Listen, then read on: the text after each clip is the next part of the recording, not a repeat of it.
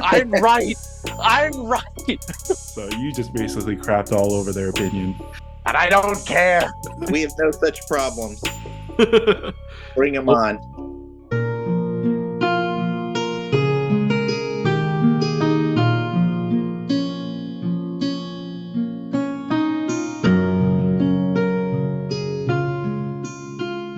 Today we will be talking about controversial, unpopular opinions, and we know there are lots of them. We have a returning guest, Stephen. You may remember Stephen from our August FAQ review. He's also one of our patrons, and we'll each be talking about a few of our own. And then we've also got a list of community ones, and some of them I wouldn't say are particularly unpopular, but we do have some pretty spicy ones. So looking forward to talking about it and see how many of them we agree with. All right, so yeah, Stephen, why don't we have you start? I believe you have a pretty good one to share. All right, I'll start us off. So I don't know about you guys, but one of the things I always see when Middle-earth strategy battle game is brought up is that it is the best balanced game that Games Workshop does, and that the rule set is overall very well balanced, and there's a lot of viable factions. But my hot take is I don't think the game is particularly well balanced, and I'm not sure that the game has ever been well balanced. Boom! Hot take! I think in its current state now, because we haven't had a release in a long time, and we have had some FAQs to adjust things, it's probably the best balanced it's ever been in this edition right now. But even that, now that there's leagues that play way more games and kind of do the data tracking and stuff like that, you start to see that the game isn't really quite as balanced as you might think. I think it's kind of disguised by a bunch of different things, because definitely if you look at tournament results lists, you see there's a lot of different types of armies that are winning. I think the first thing it's disguised by is the points level. Tournaments, play everywhere from 500 to 1,000, at least we see on the East Coast. I know some crazy people do points below that, but the meta shifts very drastically every time you change the points totals. If you look at Nova, for example, it used to be 800 all the time, but now it's 800, then 650. This year it's 1,000, having to shift it up a little bit to keep things interesting. And I think intuitively, once you go into the profiles and you look at all the models, there is definitely a class of model that is underpointed across the board. And that's what you tend to see in all of the lists. And you also tend to see this in Legendary Legions, where it's easy to undercost things because of the free bonuses that they get. I think we've started to see a common trend where whenever they release a new edition, the Legendary Legions are overly buffed, and they need to do an FAQ to bring it back. I know that when the competitive players get bored of playing a specific list and they start switching to playing maybe less competitive lists, their overall play skill more than makes up for the point efficiencies that maybe add up to 30 points out of 700. And so it ends up not mattering so much as long as there's a skill gap. But once you start getting to like the really competitive level and the upper echelon, it's very clear that there's a specific subset at each points total that's actually playable if you want to win the tournament. That's pretty spicy. I like that. I've definitely said it myself. We are one of the most balanced systems. We often get compared to 40K, and I think that's more unbalanced. And I think just adding on to another point of yours, Stephen, I think you make great points. This game is known to be, I guess, less competitive, and most of the player base, I guess, prides themselves as like being a bit at least thematic. So like you do want to play thematic armies and do well with them. Like I wouldn't say like there's any like pushback when you play like a Yellow Alliance, but it's definitely more lauded if you like win with like a thematic force. Wouldn't the fact that different lists are good at different points values mean that the game is more balanced rather than less balanced? Because it's not one thing winning at every different value, at every different like level of competitiveness. Well, it's okay to disagree with Stephen. You could definitely disagree with me. You can make that argument because the game is fun and we find it compelling enough that we do play it at all the different ones. But when you look at it's why we have to change up all of the points totals so much, because if you did play 600 points for like 5 tournaments in a row, the meta would be terrible.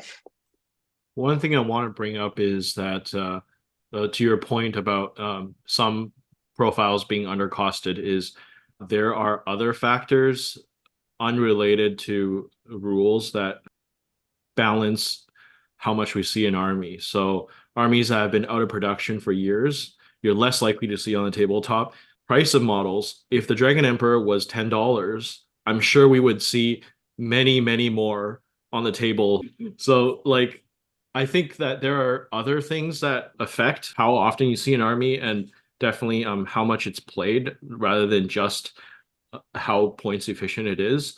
I would say that it's far from perfectly balanced, but the fact that at most tournaments, we still do see a huge range and variety of armies, I think that says something about like being somewhat of a balanced game overall. I see where you're coming from, but I think I disagree.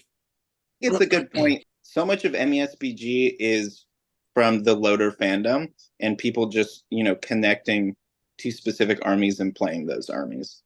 And honestly, the game wouldn't be that fun if people didn't do that and people didn't have the connections to like the characters from the movies and whatnot. And that does, I think, go a long way to balancing the game, if you want to call it, because, the people who like dwarves, they're going to play dwarves. They like the dwarves.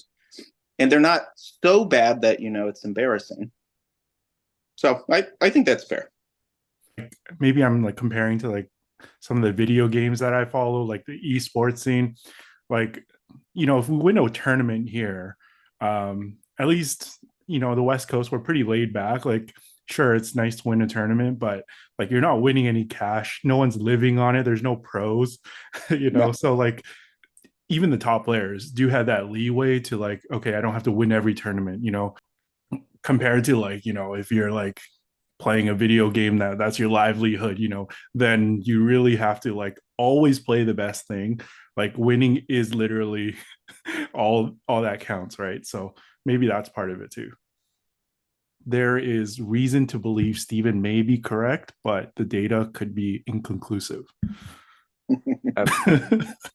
Yeah, I like the take, but I also think it's a little inconclusive. But it's something to think about, which is, yeah, it's good. Ian, do you want to go next with one of yours? Sure. Well, mine it's more like one thing, which is with like separate examples. People need to stop complaining about specific weaknesses that their faction has and like just like get over it and play around it.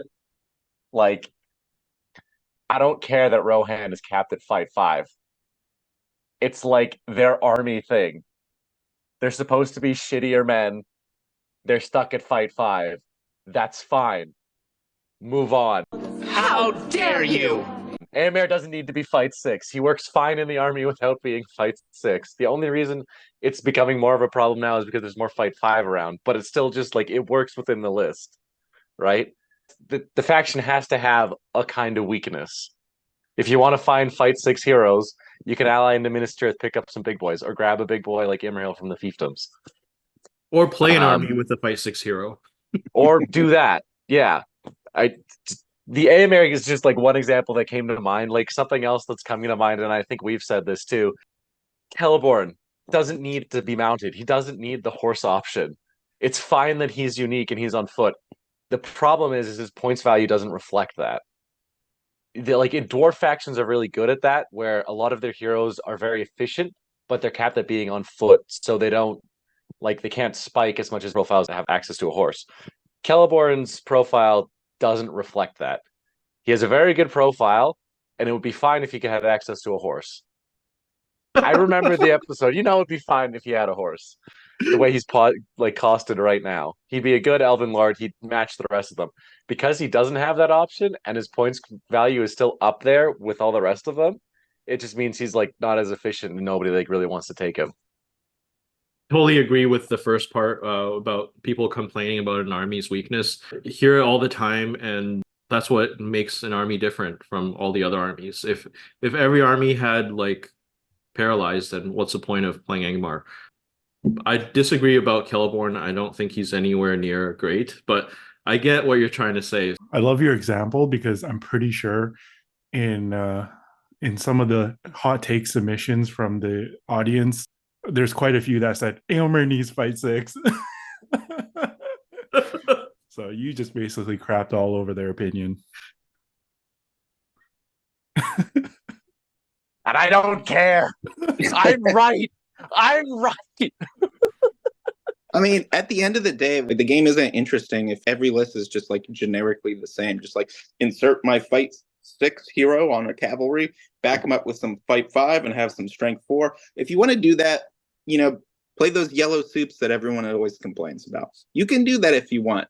But if you want to have like the distinct feel of the various factions, I mean, they have to have both strengths and weaknesses. It changes the way the game's played.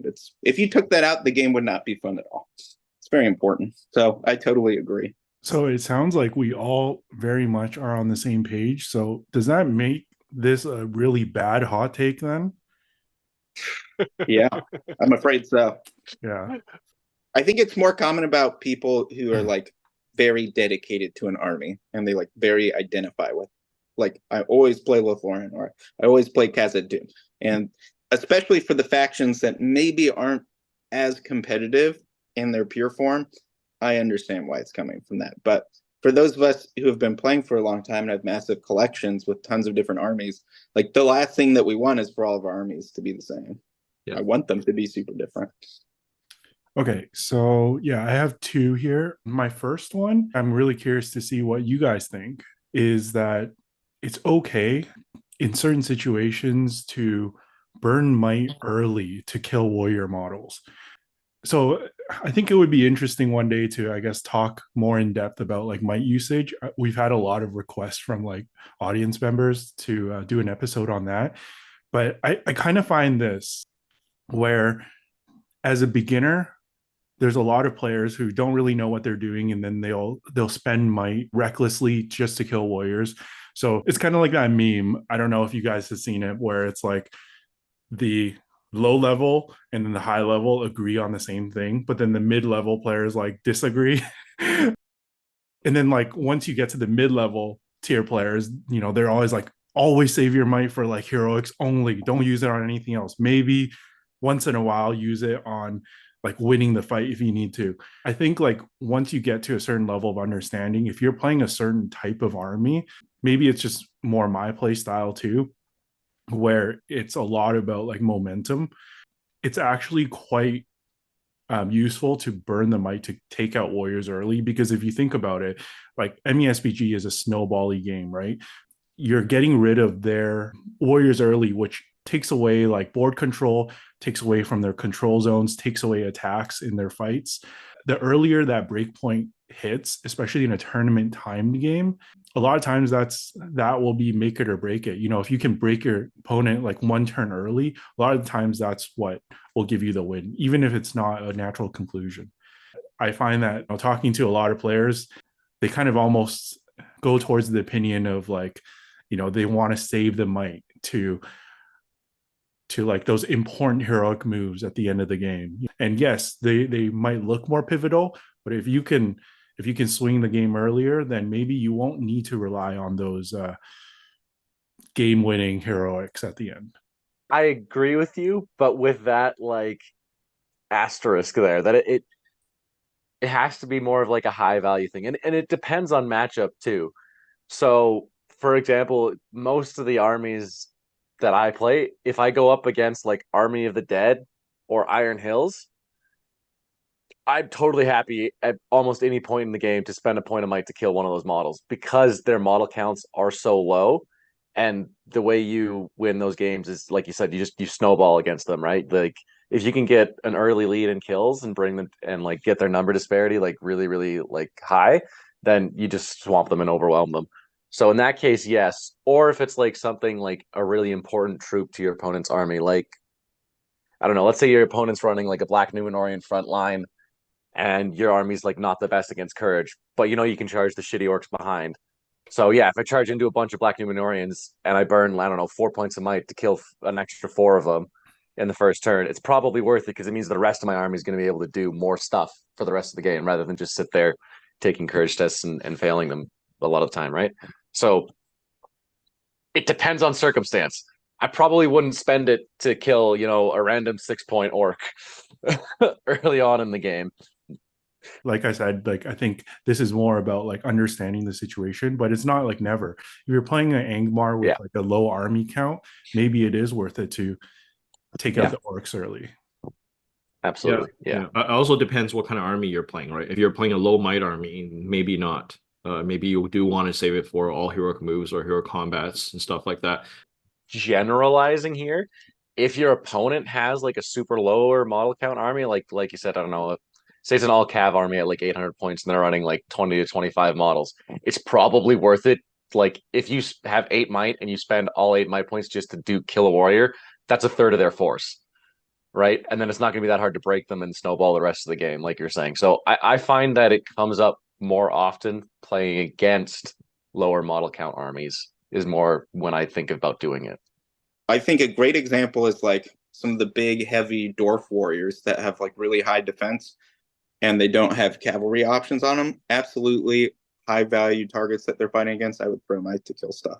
You're not so concerned about winning the duel because you're probably not going to be one shot by anything. They're probably not going to accomplish anything against your defense 8 or 9. And your killing potential isn't quite as good because you're not knocking them down. So you might actually need to spend some of that might to make sure that they do what you need them to do. So I think like the target range of like foot heroes against low model count armies that have sufficient might behind them. I think that's the case where I would agree with this take. So the second one, I know for sure Stephen will disagree with me here. So this is perfect. Yes. That with the meta swinging into higher model count, I think low model armies, elite armies are underrated now and written off too easily. The advantages of like horde armies are obviously like, variance because you're rolling more dice and also objective scenarios making up most of the pool. So, you have more models to be on objectives.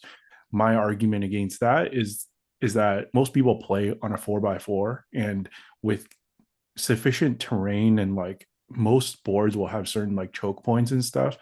Like you're not always going to get the full bear of your numbers. If you're playing like 700 or 800 points, we're talking about 50 plus as a horde. You're not going to always be able to get your full 50 dice into the combats all at the same time. So if you think about it, maybe your low 30s models, if you set up in the right positioning, when the battle lines hit, the horde armies might be able to get 38, 40 attacks in there. And with your higher fight, you can easily outgrind a 50 model army. So even though like maybe it's like technically more efficient on paper, having that much more models, like the fact that you're not using them all at the same time, it doesn't necessarily mean that you have the advantage. I feel like I need to respond to this first since you called me out on it. And I don't disagree with you as much as you might think, though. I think that there is a breakpoint where horde armies go from being extremely strong to being quite weak. So I think we're going to see that at Nova when you're up to 1,000 points now, that just quite frankly, there isn't enough space for you to maneuver hordes at that level. And once the opposing elite armies that you face hit a sufficient number of bodies, it's probably in like the upper 30s or 40s with a large banner effect. You can be very efficient against them. I think horde armies tend to really shine at the lower points total. So I would say like 700 and below, you see really a lot of power from the hordes. But once I hit 800, I wouldn't really play hordes if I was trying to be very competitive. So I guess I agree with you about half the time. I haven't decided what I think of this opinion. I do think that a lot of people are scared of horde armies because of how the 18 scenarios work right now. Just so many of them involve grabbing objectives and board control. I know with Veto, it might help a little bit playing an elite army, but again, it's like it's not just about how many dice you're rolling and like the combat ability of a horde army, but board control and standing on top of multiple objectives at the same time. Time is a huge thing in tournaments. it just feels like when you're playing an elite army, you're less in control of the time. When I'm playing an army that's lower model count, I feel disadvantaged in terms of time. So I don't know if I agree with this one. I have to think about it more. I mean, I never really stopped playing more elite armies. Like, I'm pretty consistent that way, so I don't know how much my opinion matters here. But I think it probably matters on like if veto is a factor or not. I think that plays a big role because usually these elite armies want to be able to force the opponent into an area, right? Like you're saying, like force them into like that choke pointy kind of thing. If you can veto out the worst scenario that forces you to spread out, then yeah, I think it's gonna they are a lot more viable now, and maybe underestimated. But if you're stuck in a random selected pack, then you're still at the will of the random selection, and depending on the matchup you have. So I guess I'm neutral on this one. Looks like you got 3 neutral votes. Yep. So my controversial opinion, I don't know whether you guys would find it controversial, but I think the general consensus is that Heroic Strike is the best heroic action, and I really disagree with that. Especially the longer that I play this game, I think that Heroic Strike is pretty overrated. Wait a minute. What did you just say? I understand that some armies, it's like you need to have it in your army in order to counter other heroes, and it's the only way without allying. But I just find that a lot of the times in a game, or even in throughout a whole tournament, I will barely use the Heroic Strike. If I have a combat hero, a lot of the times I'm not going after other heroes. I would rather not risk the strike off anyway. Or I'll send a small hero that has defense, and that's good enough. Like my point is to delay the hero to make their hero as inefficient as possible while my hero tries to kill more troops. And so I feel like Heroic Strike is nice but for me, it's more there as a deterrent for the enemy to try to charge me.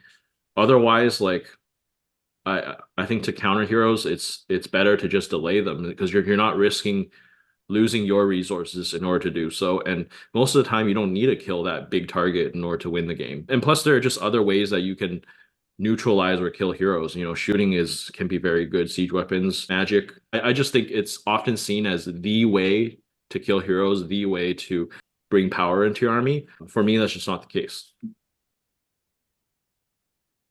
I think Heroic Strike might be the most important heroic to have, but not the most important to use. Because if you don't have Heroic Strike, it opens up a big weakness. It makes their Heroic Strike extremely good.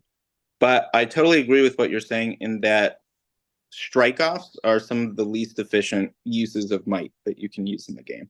I mean, you're doing essentially a 50-50 where not only are you spending might straight up, but there's like a even chance that you're going to lose and get wrecked. And good players, generally speaking, do not want to take 50-50s at any point in the game. That's like a desperation move if you're losing or you're a massive resource advantage. I do use Heroic Strikes, but basically only when my opponent cannot Heroic Strike. So if you're playing with a caster, having a Heroic Strike on a hero is very valuable, obviously, because you can immobilize and then you can Heroic Strike. It allows you to one-shot. So I think it's very powerful in that example, but I definitely agree that Heroic Striking against somebody else who's also Heroic Striking, that's just something that I almost never do. I think I actually agree with Stephen pretty much to the T here. It's like a tool that you want to have ready, because if you don't, then I think your enemy heroes will just be able to run rampant and like not be really afraid of your heroes. But I think you're right in the sense that it's a good game if I don't have to call it and like win the game. I prefer to spend it on heroic moves, heroic combats, heroic defense, and heroic march, right? I think all those probably impact the game more. Heroic Strike is like essentially the only times that I like using it or I set it up is, yeah, if the opponent can't strike back, whether it's like a Gullivar or at the end of the game, like, you're trying to get the extra VPs or something and like you get into the enemy leader, or even if you have like your secondary striking hero go into their leader, right? You have a semi decent chance of getting a wound on them, and then like their leader has to strike up, or else like they're in danger. So it's like a win-win for you, right? You're not really risking anything. So it's a nice to have tool, but I think I would agree with you that it's generally overrated. Yeah, I don't think it is like as important. Like you're saying, like you don't need to have a bunch of them in the list. It is more of a discouraging thing. Like, I agree with everything you guys have said. My only counter is that sometimes it is really nice to have it if you end up with the list, and this is like a kind of a more unique build, but if you end up with a list with like 4 heroes in it and they all have strike, it actually is really nice because no matter where you're fighting on the battlefield, you always have somebody that can respond to the enemy big threat in a way that could be effective, right? Like you have to bide your time and like time it right. So in that situation, then it actually is really nice. But other than that, yeah, you don't need to like always build in like two or three. Like having one is usually enough just for that off chance or that off matchup where you need to like bring somebody in to finish the job. I hate watching battle reports when like two lines clash together and all the heroes go together like this, and then everybody strikes off, and I'm like, ah, It's so honorable, though. They just call each other out. it's Let's so do this. honorable. It's so good. It's like reading How the heroic. Odyssey. It's great. It's the They most should just try and suspense. challenge each other instead. I got a boogie. Okay. It's nice to talk with you. Nice to see you guys, Stephen. Yeah, good to see Bye. Somebody drag everybody else for saying Amir needs to be fight 6, please. No problem. We'll see if that comes up. All right. All right. I look forward to listening to the rest of this when it launches. All right. All right. Bye, guys. Have a good Yeah. night. See ya. So Ian has left us because he doesn't want to hate on community takes. We have no such problems. So Bring them on. we'll go through as many as we can. If your comment is not featured, continue to post comments when we post questions like this in order to be featured in the future. What he's saying is that your take wasn't spicy or interesting enough if we don't read it. Juice it up. We appreciate the discussion regardless. So the first one we have, special strikes are the single most underdeveloped or underwhelming mechanic in the game with huge potential. Julius Pauly. Okay, what do we think of Julius's take? So for special strikes being underdeveloped, they're saying they want to see more to do with special strikes? Because I want the opposite. I want to remove them from the game. I don't think they add a lot except like very small probability changes that make it so if you're a competitive player, you have to use them all the time because small percentages matter. But if you're like a weaker player, then they don't matter at all and they don't use them. It's I think a failed design space, and honestly we don't need it. Yeah. Except for shielding. I think shielding is worth keeping, but all of the other stuff. Yeah. I kind of agree with that. I don't think that they should develop this more because I like how simple the duel is. And since special strikes were introduced, you're spending time explaining what you're doing with each model, and most of the time it's inconsequential. So Yep. Unless they can come up with something that's really interesting and makes the player really think about whether they should use it or not, then yeah, I agree. They're not really like a good thing about the game.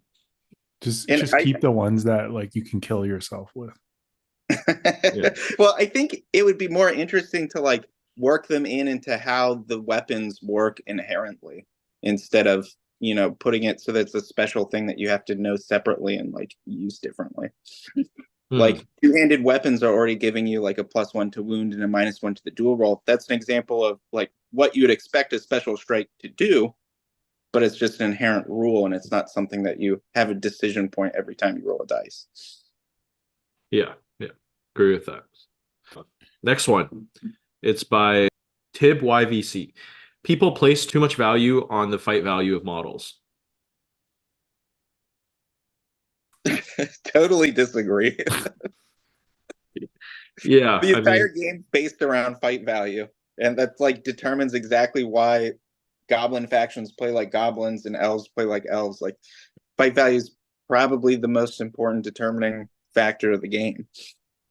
Yeah, it's one of the reasons why Dragon Emperor is so good, right? It's because Fight 5 has become so common, and it's because of this legion and being able to tie or outfight heroes. Having higher fight value just means automatically winning ties, right? So being able to do that over the course of the game, it's important. I think the only time that it's not important is if your fight is like significantly lower. So like whether you have a fight 3 or fight 2 army against a fight 5 army, then yeah, it doesn't really matter. But I would say overall fight value is very important. Yeah, I think it wouldn't be important if we use like maybe a D20 for the dual rule. Maybe, yeah, it's fine. If we completely changed the game, it wouldn't be important. So Okay. are we gonna still do the rating? Is that a hot take then? That's a pretty spicy That's a take. very hot That's pretty take. spicy take. Yeah, I'll be putting like a chili pepper symbol next to us in the editing. Okay, next by Adam Borges. The Forsaken is the best Hobbit Nazgul. Now, no cheating. Do either of you even know which one is the Forsaken? No chance. Well, I know it's not the Burly one. It's not Lingering Shadow. It's not the Witch King. So I'm pretty sure this is not a good take. It's the one that If I don't know, it's probably not that one. it's the one holding the trident, and his special rule is it's a spear, and he can reroll to wound. Oh no. No. Or reroll 2 attack, strength 4. Yeah. I know there are some people out there that really value a hero with a spear, but if your specialty is surviving and not dying, I don't know if you care about putting him in the back rank, right? Just throw him in. I mean, reroll to wound is nice, but the Witch King, Lingering Shadow are both better, at least. Absolutely. Yeah. This is a Ghost Pepper take. So definitely let us know in the comments if you see this. Let us know why you think the Forsaken is the best. We'd like to know the reason. All right, next we have one of our patrons, Scott. Isengard is one of the best armies in the entire game, and peak Isengard is Saruman with orcs and wildmen spam. I can't believe you just said that. First of all, I love always seeing his dedication to this army. This guy is the most vocal supporter of any faction I've ever seen, and specifically his hobo builds with all of the Dunlendings. And I love that. I love his dedication. I love that he is, going out there to prove everyone wrong, but he still has to prove himself on this because I think it's not good. I mean, they're just not well pointed at all. You could do a similar kind of spam thing in a lot of different factions and probably end up with something a little bit better. The strategy isn't complete trash. Like, it is a playable strategy. Well, maybe not the worst. But it's not the best. Mm-hmm. Please prove us wrong, Scott, if you're watching this. Win a tournament with Isengard using Saruman, and we can talk about this in another discussion. Come to Nova, Scott. Come play me. Let's solve this. I do think he is taking it to Nova this year. 1,000 points. All right, Of Wildmen of Dunland. We'll play for the championship, round 5. Okay, next one. DeMelvin on Instagram says, get rid of the Alliance Matrix. Oh my god! So go back to last edition.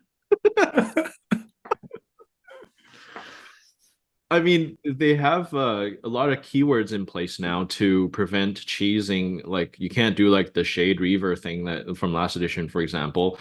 But would getting rid of the Alliance Matrix improve the game? It wouldn't improve a lot of the aspects that people like. Like, people like playing thematic lists and seeing thematic armies. And it would make it so that if you're truly being competitive, you most likely have to do a weird hybrid alliance type thing.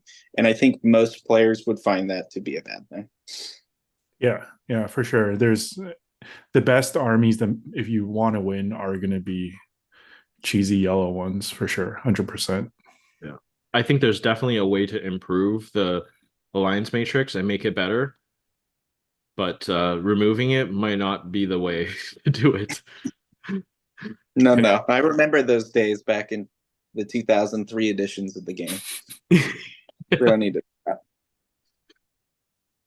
Okay, next one is from Anders Talks Hobbies on Instagram. And he said that the game would be better with less supplements. I do agree with this one to a certain extent. I mean, generally a game becomes harder to balance with the more profiles and more armies it has. At least that's seems to be a problem with games like 40K.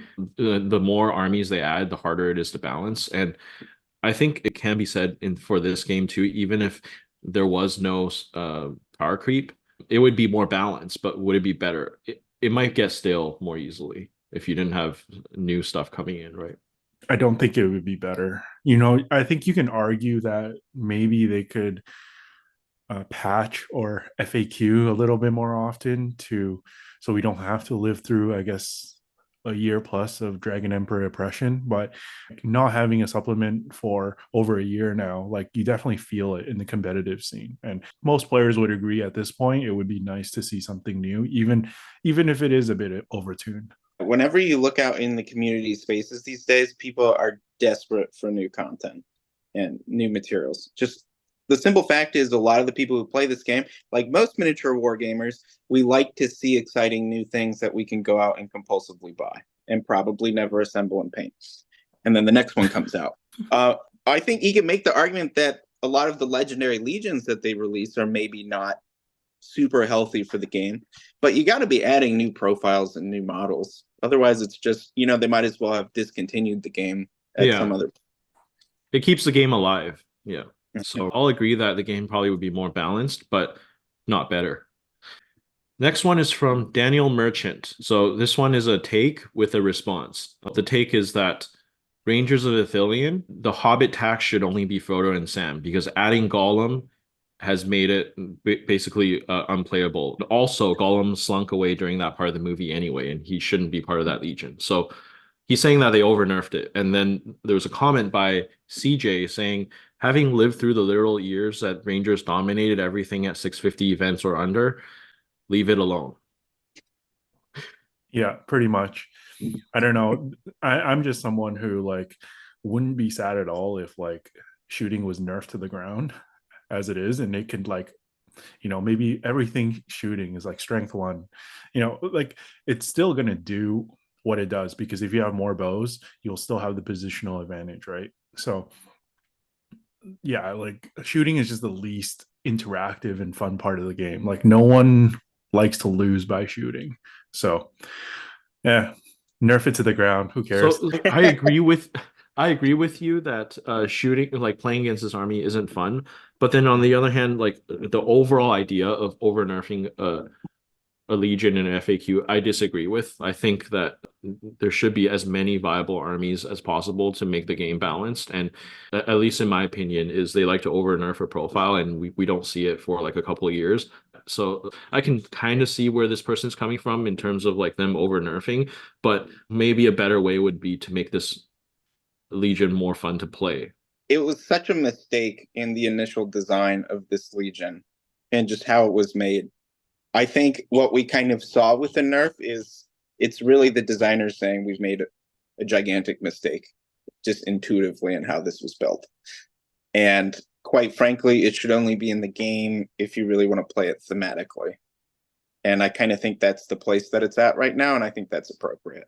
If you want to play massive gun lines that just, sweep your opponent off the table with no interaction, there are games where you can do that. All right, so the next one is from Casey Box on Facebook, and Casey says, bring back Volley Fire. So for those who don't know, Volley Fire is a rule from, I think, the Return of the King edition, where if 6 archers are base to base, they can fire without being able to see their target at double the range, but it only hit on a 6, and you and your opponent alternate picking targets within 6 of the original one.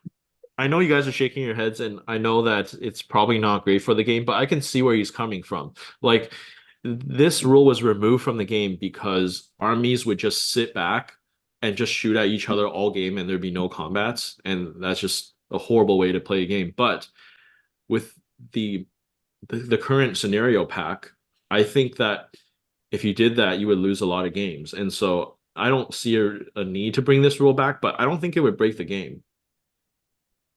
In most scenarios, it wouldn't be good. But then the question is, like, why are you bringing back a mechanic that makes the game less fun to play and also is not viable? Like, just don't bring that mechanic back. That was having played back in that time period with the humongous swarms of goblin archers hiding in the corners. You know, it's not a gameplay experience that most people would enjoy. Yeah, you're just gonna making Storm the Camp even worse. Can you imagine? Oh my god, it's just You shoot each other to death. You roll into like a goblin horde archer army. Yeah. There's no good reason to bring it back. I'm just thinking it's probably not as bad, but still, yeah. Yeah, so generally I think we disagree. Don't need to see this rule again. Maybe in a narrative scenario, it'd be fun. We played at Helm's Deep last year, and we did have this implemented to reenact what happened in the movies, and it was good. Next one is from Jake DeLuey, one of our patrons over on Facebook. He wrote, most people focus too much on lists' power and not enough on making better decisions in the game. Yeah, I think this is a really good take and probably not talked about enough. To a certain degree, it is talked about in that like everyone knows that this is a skill-based game and like there's a big divide between two players of different skill levels. Stephen talked about it earlier, saying that like a better player can use a not as efficient list and do just as well against a lesser experienced player. But there's still a really, really heavy focus on list building. Sometimes I feel like too much. A lot of the times, like when players go into their first tournament, instead of asking for like, you know, what should I like be watching out for in my play? Like what holes in my play? It's more so they go online and, you know, they throw their list down, whatever social media channel, you know, whether it's Discord, Reddit, or Facebook. And they're just like, you know, rate my list. How can I tweak my list, you know, to be slightly better? And then it's usually like, okay, add a cav or two, switch some shields to spears. And it's like, that's not going to change that guy's record in a tournament, to be honest. No. Yeah. So I think it's a good take. Yeah, that's a really good point. So you really do need to think about like, how am I going to play this list? What am I going to try to accomplish? And then you list build based on that. But I do think people get way more focused on like, oh, I'm looking up all of the lists that podiumed this tournament, and now I'm going to play them and I'm going to do well. Well, probably not. That doesn't work very well in this game. Yeah, I agree with both of you. This is a really good take. Like, it's the same when a player is trying to improve. I think after a tournament, if you didn't do so well or if you made mistakes, it's really important for improving your skill is to talk about at what point could you have done better, rather than if I had this hero instead, or if I had rolled better, or there should be more focus on in-game decisions rather than other things, one of them being list building.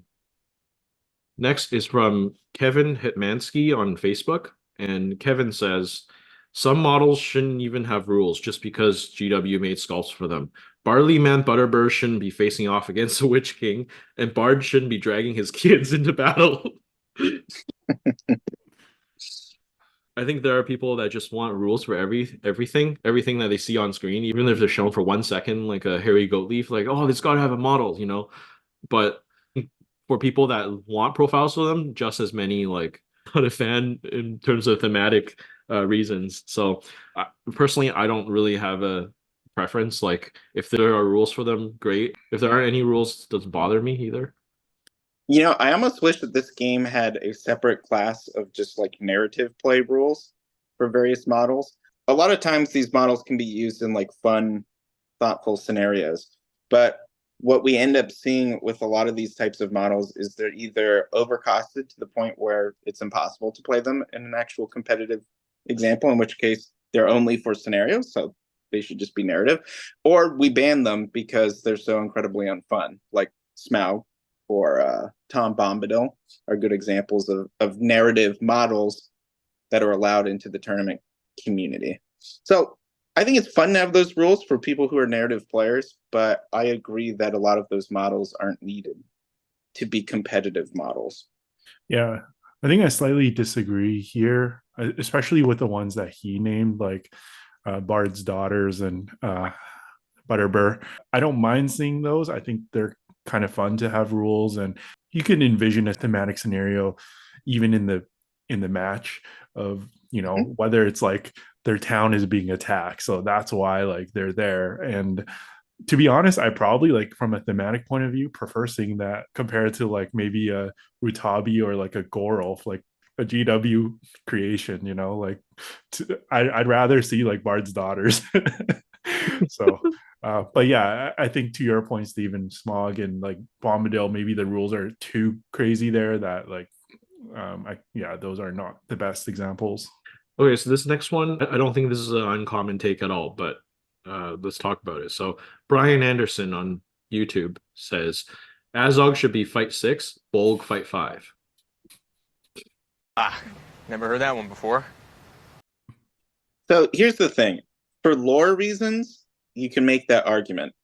For the balancing of those faction reasons, you'd have to completely rework the rules for those lists. They're completely reliant on those guys being massive, higher fight value than you killers that are dominating the battlefield. And so you can make the argument, you know, that we should remake those factions entirely. But if you're talking about how to actually play them, if you just turned Azog into fight 6, it would just destroy the faction immediately. Yeah, even if you adjust it for points, like I agree, like the list is just different. I think the majority of people who complain are for lore reasons.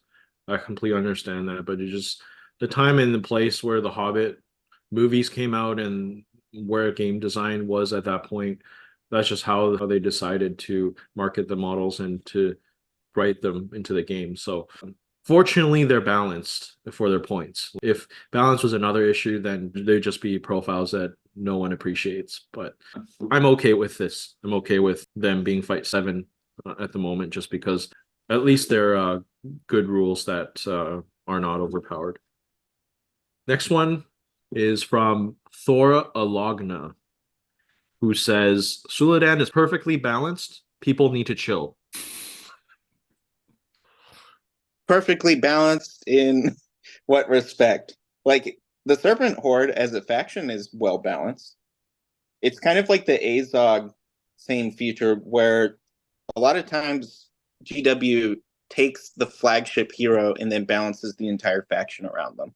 And if you look at the Serpent Horde as a whole with Suladan, I don't think anyone would say that it's really an unbalanced list. Like, it's a pretty fun, balanced list. The problem is when you remove Suladan from like the list that he was intended to be in to go insert him in other lists. And if you just look at a points efficiency rule, I mean, Suladan is vastly undercosted compared to any other hero that has his similar rule set.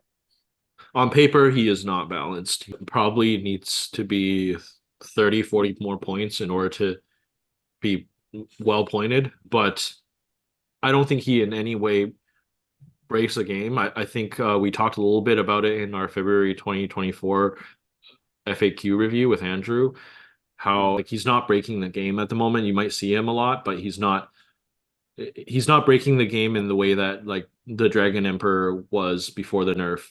So I can understand why, you know, this person thinks that the profile should be left alone.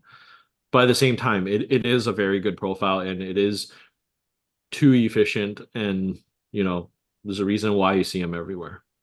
I don't know. I like his take. I also think like there's a bit too much focus on it. I think a lot of it is just because of the UK meta. Like last year was like Witch King Sully, but it's like, yeah, a lot of people have also brought up that both these profiles have been there since the new edition. So it's kind of like if they're good and they're just taking two good things. I don't know. I think it's okay. It's not oppressive. Yeah. No, it's not an oppressive model. It has weaknesses. Yeah. The next one is a take on another profile, and it is from Norwegian, who says the Knight of Umbar is very useful in a Corsair list. Useful. I am struggling to find much use for him. So if you're able to explain it, please do in the comments. Right. The only use for him would be if you go heavy Black Numenorian with your Corsairs of Umbar. But then that would immediately raise the question, why would you be playing Umbar to do your Black Numenorians spam, where you have to play Knight of Umbar instead of just playing Mordor? So I don't think that there's a good argument for the Knight of Umbar being taken. I can see the use of some of the abilities Knight of Umbar brings. Some magic, even though he's not a good caster, and a Felbeast for some brutal power attacks. Unfortunately, his combat mimicry rule not synergizing with Heroic Strike, as he doesn't have Heroic Strike. But also, there's so many underpointed profiles in the Umbar army list, so it kind of makes him look worse than he actually is. So that's why we don't see him, and I think that's why I don't think he's great in the list. So yeah, we'd like to hear from you. All right, next one is from Yake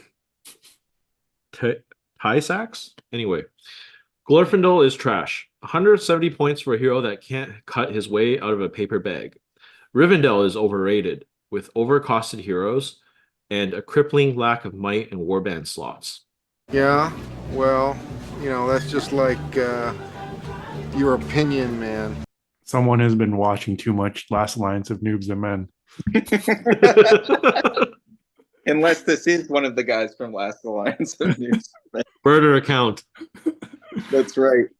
Even though I myself don't play pure Rivendell, I see it on like top 10, some podium lists and stuff being pure Rivendell. So is it actually that bad? That's not how I see it. None of the elf factions are bad. The elf is just a really good model. So any of the factions that have access to them immediately are good allies, and they're decent pure just based on the fact that the basic elf is such a good profile. And to say that Glorfindel isn't a good model, I guess they don't play against the Witch King ever? Or Magic? I'm sure if everyone is playing giant monsters that are defensive 8 or something, then he doesn't cut weight there. But if you're playing in a meta that includes any sort of magic casting, which is most competitive metas, Glorfindel is very good. I've certainly been slaughtered by Glorfindel before. So this person mentions that they're not really impressed with Glorfindel's wounding ability. So maybe Rivendell isn't your playstyle. Like they're stuck at strength 3, and like it's not a list that's filled with like burly profiles. So maybe it's just not the army for you. But okay, next. It's from Tom Locke on YouTube, who says Isengard Berserkers should have Burly. That'd be pretty cool. Probably have to.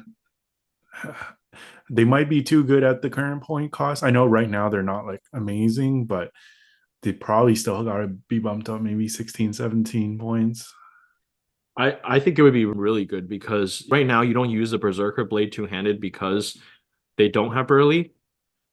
So if Berserkers had Burly, I think it'd be really threatening. Like you would never want to surround a Berserker, right? So it makes them really amazing shock troops, and you would have to play around them really carefully. Like you would have to dedicate heroes to kill them.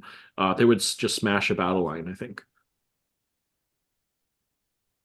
I think it's fair to say that if you give any model like 2 free points of value for free, it would make them a better model. So the question is like, yes, an Uruk-hai Berserker would probably be more thematic and good if you did that. You probably have to adjust the rest of the profile as well. Saruman can upgrade them into Hearthguard Berserkers for 2 points a model. There you go. Perfect. Okay, next one is from Jake OB on Facebook, who says siege weapons that are bigger than Mordor Siege Bow, Avenger Bolt Thrower, and Dwarf Ballista should be banned from tournaments.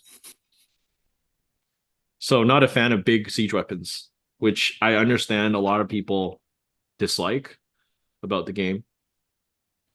Yeah, I mean, I would agree with them there. As much as I appreciate like new styles in play, like this is another thing that adds a lot to the variance and not necessarily to skill. Because if you if you take like a big siege weapon, one or two, it's a big point sink, and then you either like almost win the game outright if you can get the right shot, or you end up spending like 100 plus points on one of these siege engines and not doing much. So you're playing that much points down and you'll probably lose the game. So I think it's just very hit or miss, and it doesn't really take the most skill to utilize them. Yeah, I think I definitely agree with that. The question should always be like, does a model add something fun to the game? And I don't think you can really argue that siege weapons add fun things beyond the small scale ones. I mean, we've already seen that they've had to make 2 massive nerfs to 2 competitive lists that use the siege weapon. So I think just based on the fact, that we've already seen them have to take action twice because it's so unfun, it's a pretty good signal that it's not a super fun thing to be in the game. And I think it fits like that narrative class of model quite well. Okay, the next one is from Deadlifts for the Dark Gods on Instagram, who says, Maelstrom deployment is a troll rule. It should be 100% alternating instead of your entire army deployed, and then the other guy getting a gigantic advantage setting up next to you.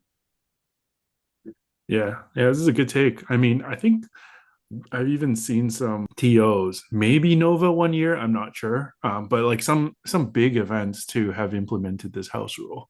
I mean, it would be a pretty good change competitively and less swingy.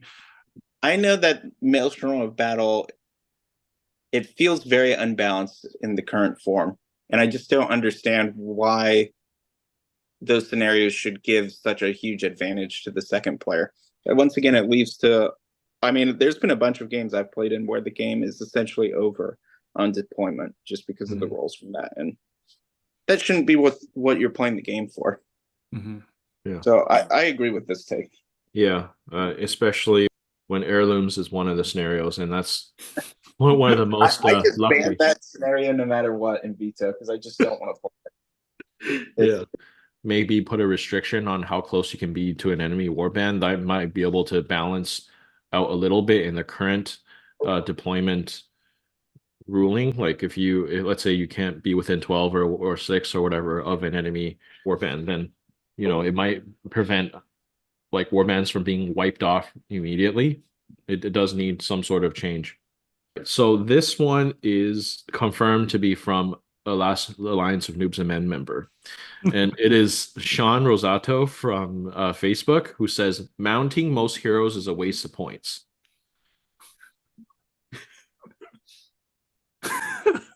Way too spicy. Ah! If your hero's Celeborn, I guess I agree with you. Yeah. He can.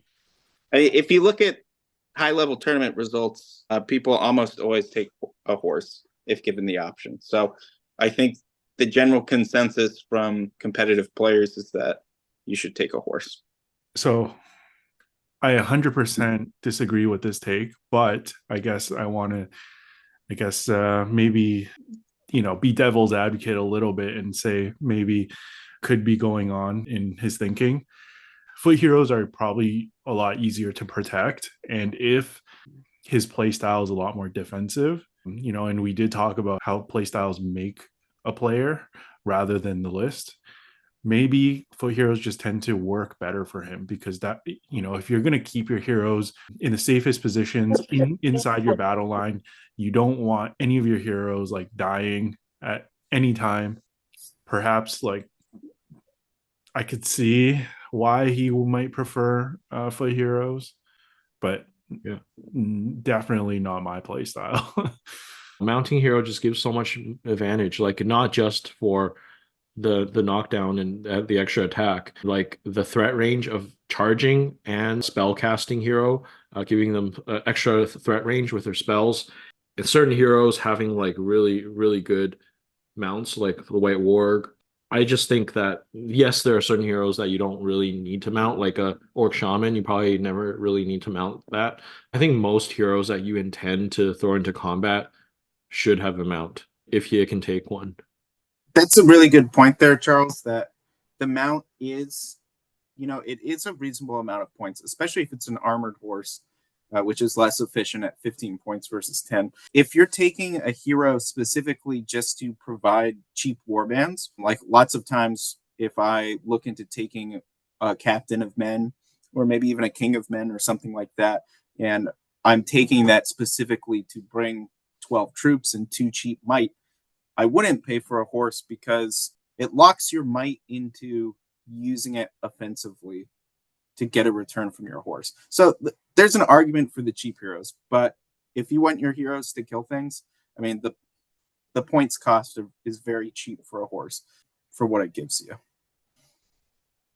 We probably understand where Sean's coming from. He's been on our podcast before and explained this take, but I just don't think we agree with that. There's just so much evidence of being on a horse or a warg being infinitely better. Yeah.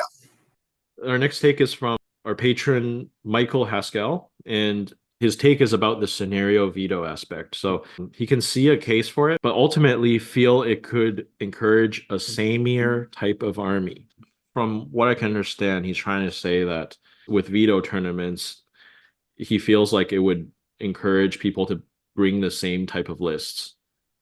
I've actually heard the opposite of that, just because you don't have to play a well-rounded army and you can niche down. And there's a lot of armies right now that probably aren't as viable if you play random roll scenarios. An easy example would just be anything without a banner. Like if you're a really competitive player in a 5-game, 6-game tournament, you're not going to want to bring a pure faction with no banner because you're just in such a disadvantage in one of those scenarios. But in a veto, yeah, sure, why not take Bard or even take like fiefdoms with Immerhill and like, you don't even have to take a banner there. First of all, I don't think we see sameness of armies coming from veto. I don't think that plays out at all. I think it actually makes people more likely to take some of the lists that are more likely to be able to battle it out on the majority of scenarios, but just get completely wrecked on a couple of them. I also think you got to think about like what the purpose of a tournament is when you go into it and whether or not you want it to be about hitting the lucky matchups that you're hoping to get with the lucky scenarios that you're basically guaranteed to win, or if you want to set up a tournament where people actually have to play more competitive matches. And I think generally speaking, if you do veto, you end up with more competitive games and you end up with people's army choices not mattering as much in the exact scenario. So I think it leads to better competitive play. Mm-hmm. Yeah, so I agree with what Richard said. I think it's quite the opposite. Oh, he means the opposite. I think that less viable armies normally would do better in a veto system, and you actually see a bigger variety in armies. Like I wouldn't see myself ever bringing like PureCon to a non-veto, but if it was veto, then it just seems more appealing.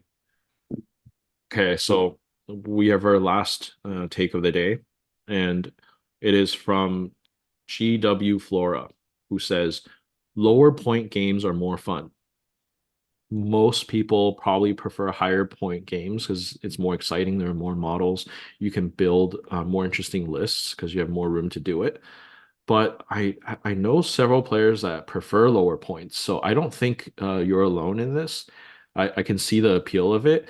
There definitely is an audience for it, though not in every community. I've heard that in some metas, they don't play below a certain points value. But yeah, locally we see all sorts of points values, and there are definitely some people that gravitate towards like the 500 and under.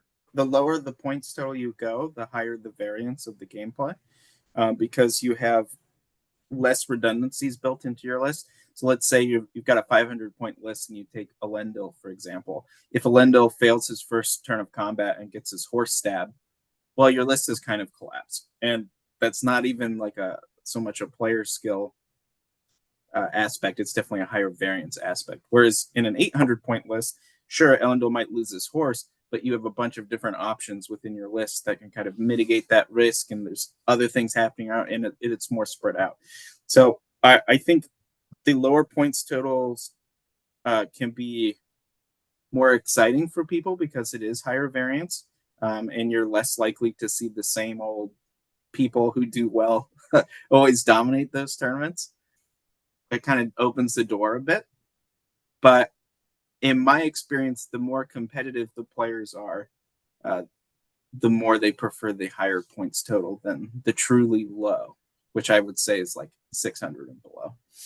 Yeah, I'm more of a higher points guy. I get the combos. I get the different toys that I wouldn't be able to bring. I like my tricks and stuff, but having talked to some of the same guys you said that I'd really enjoy lower points. I think it's a different game. There is more swing, like Stephen said, but I will say that you also probably have to be very, very careful with your individual positioning and because that will make and break you. And there's players who really focus on that style, and I think they really excel at that. Whereas I think for me, my strength is more so seeing the whole battlefield and moving my models where they need to be roughly at the right times and stuff like that. I might not be individually every combat locking down all the control zones perfectly. I'm not that type of player. So, I prefer a little bit more forgiveness there. So again, it also depends on what kind of player you are. Me too. I think there are certain advantages of a lower point tournament. Like, for example, you would get more games in a day. So if you want to go to a 1-day tournament, you get way more in a 400 points than like an 800 point. If the army you love is best at low points, like a Helm Hammerhand, then definitely you would prefer lower points. So yeah. I can see where you're coming from, even though I'm probably more of a mid to high kind of guy too. List building is also more interesting the higher the points are, because you have more options. So if you're a big list builder, up until a certain point, right? If we're talking about 1,000, that's 1,000. Oh my gosh, for Nova, I don't even know. Everyone gets everything. Right. Who even knows what the meta is at 1,000? All right, so before we end the video, I just want to shout out the sponsor of this video, Baron of Dice. They make some really cool dice for miniature wargaming. Please check out their website for all their products, and you can use our promo code WEST for 5% off your order. Also want to thank all of our patrons over on Patreon for supporting us. If you want to see extra content or see a list of all our perks, including early access to videos, please check out the link below. Thank you all for watching. Thank you, Stephen, for joining us and breaking down some of the community's hot takes as well as our own. Best of luck at Nova, and we'll see you all next time.